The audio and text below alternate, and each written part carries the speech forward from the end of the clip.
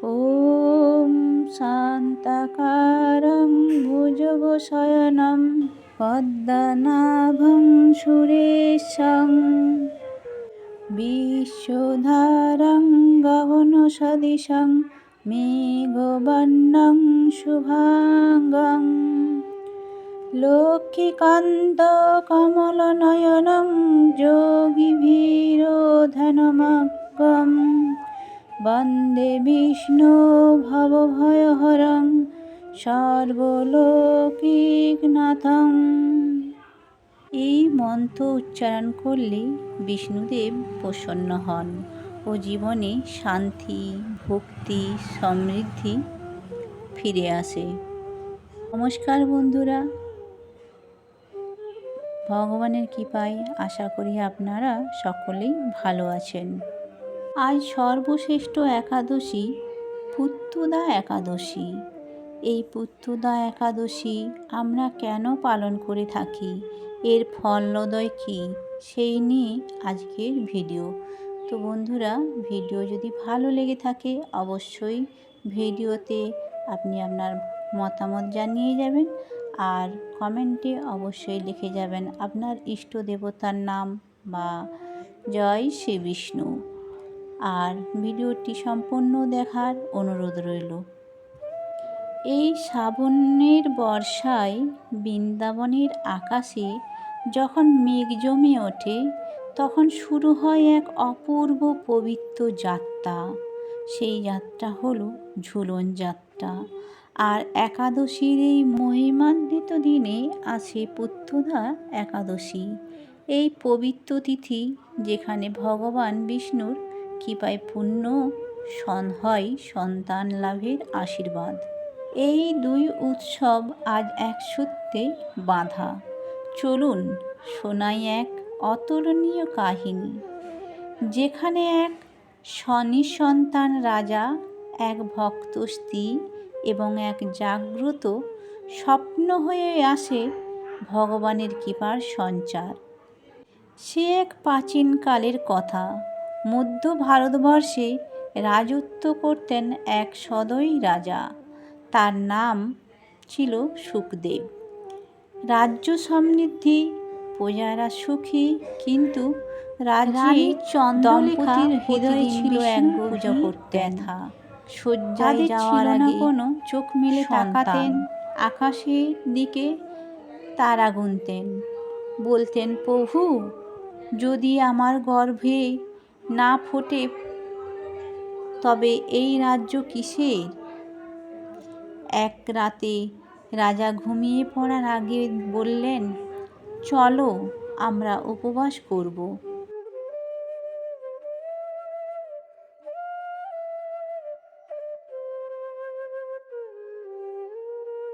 উপায় খুঁজে নেব। ঈশ্বর নিশ্চয়ই কোনো একদিন আমাদের ডাক শুনবেন। এক রাতেই রাজা এক স্বপ্ন দেখলেন। বৈকুণ্ঠ ধামে থেকে বিষ্ণু নিজে বলছেন, হে সুখদেব, শ্রাবণের শুদ্ধ একাদশী হল পুত্তুদা একাদশী। এই দিনে উপবাস ও ভক্তি সহকারে আমার নাম জপ করো। উপবাস করলে পুত্র সন্তান লাভ হবে। ঘুম থেকে উঠে রাজা সব জানালেন রানীকে। রানী আনন্দে কেঁদে ফেললেন। সেই শ্রাবণের একাদশী রাজা রানী নদীর ঘাটে গিয়ে স্নান করলেন, উপবাস করলেন। সারা দিন শুধু অচ্যুতানন্দ গোবিন্দ নাম উচ্চারণ করলেন। সন্ধ্যা নামতেই এক অলৌকিক দৃশ্য দেখা দিল। আকাশে বজ্র ঝলক নয়, বরং এক কোমল আলো যেন ধরণীতেই নেমে এলো। একই সময়ে বৃন্দাবনে ঝুলন যাত্রা শুরু হয়েছে।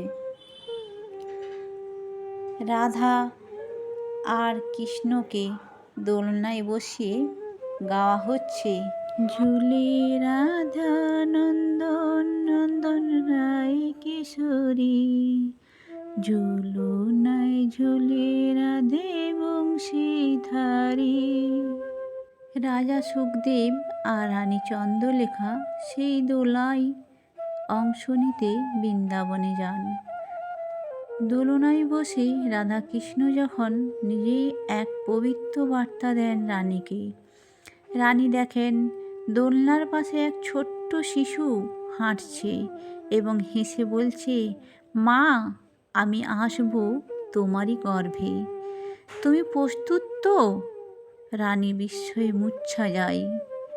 লোকেরা বলে, এ তো ভগবানের কৃপা, ঝুলনের দিন এমন অলৌকিক দর্শন মানে পূর্ণ আশীর্বাদ।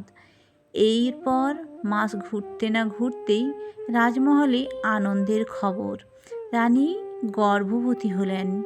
সেই শ্রাবণের পুত্রদা একাদশী আর ঝুলনের আশীর্বাদে জন্ম নেয় এক দীপ্তিময় রাজপুত্র, যার নাম রাখা হলো বিষ্ণু ভক্ত। রাজ্যে উৎসব হয়, 10 দিন ধরে রথ, কীর্তন, রাধাকৃষ্ণের নাম গান।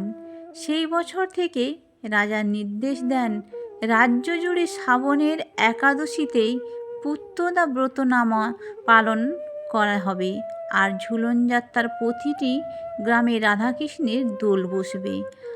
আজও ওই দিন চলে আসে প্রতি বছর। মেয়েরা উপবাস করেন সন্তান লাভের আশায়, সন্তান রক্ষার আশায়। ঘরে ঘরে দোলনা বাঁধা হয়, সাজানো হয় রাধাকৃষ্ণকে। মেয়েরা গাইতে থাকেন, জয় শ্রীকৃষ্ণ, জয় শ্রী রাধে।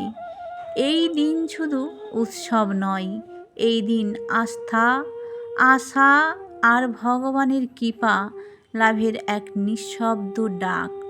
প্রিয় দর্শক শ্রোতা বন্ধু, পুত্রদা একাদশী আমাদের শেখায় সৎ ইচ্ছা আর নিষ্ঠা নিয়ে ঈশ্বরকে ডাকা হলে তিনি সাড়া দেন। আর ঝুলন যাত্রা আমাদের হৃদয়ে রাধাকৃষ্ণের স্নেহময় রসঘন প্রেম ঢেলে দেয়। আজকের এই গল্প যদি আপনাদের হৃদয় ছুঁয়ে থাকে, তাহলে নিজেও পালন করুন পুত্রদা ব্রত আর ঘরে একটি ছোট্ট দোলনায় রাধাকৃষ্ণকে দোল দিন। ভগবানের কৃপা আপনার জীবনে অবশ্যই আসবে। কথিত তু পুত্রার্থী পুত্রদা একাদশী ব্রতম লভেতু পুত্রাণা বিষ্ণুলোকে স গচ্ছতি। পুত্রদা একাদশী ব্রত পালনের নিয়ম সহজ করে জেনে নিন। উপবাস ও নিয়ম। যারা উপবাস পালন করবেন, কেউ নির্জলা জল ছাড়া উপবাস করেন, কেউ ফলাহার করেন। ভোরে উঠে স্নান করে শুদ্ধ বস্ত্র ধারণ করুন, পুজো ও আরাধনা করুন। বিষ্ণু ভগবানের পুজো করা হয়, তুলসী পাতা, ফল দিয়ে ভগবানকে নিবেদন করুন।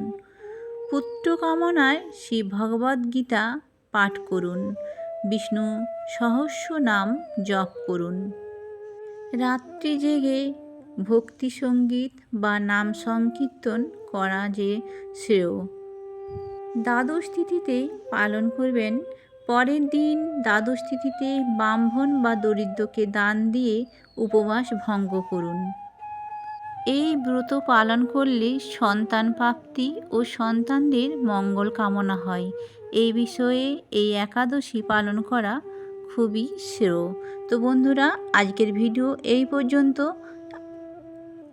ভিডিও ভালো লেগে থাকলে অবশ্যই কমেন্টে শ্রী বিষ্ণুর নাম লিখে যাবেন। আর যারা এখনও পর্যন্ত চ্যানেলটা সাবস্ক্রাইব করেননি, চ্যানেলটা সাবস্ক্রাইব করে আমার পাশে থাকবেন। তো সবাইকে জানাই শুভকামনা। হরে কৃষ্ণ কৃষ্ণ কৃষ্ণ হরে হরে, হরে রাম রাম রাম হরে হরে।